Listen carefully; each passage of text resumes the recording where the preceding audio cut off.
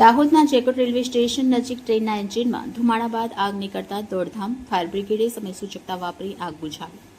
દાહોદ તાલુકાના જેકોટ railway station નજીક આજે એક મોટી દુર્ઘટના ટળી હતી. જેકોટ રેલવે સ્ટેશન નજીકથી પસાર થઈ રહેલી એક ટ્રેનના એન્જિનમાંથી અચાનક ભારે ધુમાડો નીકળવાનું શરૂ થતાં સ્થાનિક વિસ્તારમાં ભારે અફરાતફરી અને ભયનો માહોલ સર્જાયો હતો.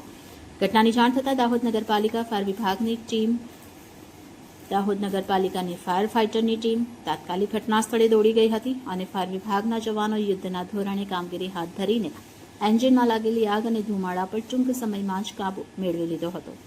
ફાયર ટીમની ત્વરિત અને સમયસૂચક કામગીરીને કારણે આગ વધુ ફેલાઈ નહોતી અને એક મોટી રેલ દુર્ઘટના અટકી ગઈ હતી. આ ઘટનામાં કોઈ મોટી જાનહાનિ કે આર્થિક નુકસાન ન થતાં રેલવે પ્રશાસન અને સ્થાનિક લોકોએ રાહતનો શ્વાસ લીધો હતો. પ્રાથમિક માહિતી અનુસાર શોર્ટ સર્કિટના કારણે એન્જિનમાંથી ધુમાડો નીકળ્યો હોવાનું અનુમાન લગાવવામાં આવી રહ્યું છે. જેકોટ રેલવે સ્ટેશનથી કોલ મળેલ કે જેકોટ રેલવે સ્ટેશન ખાતે ઉભેલી માલગાડીના એન્જિનમાં આગ લાગેલ છે.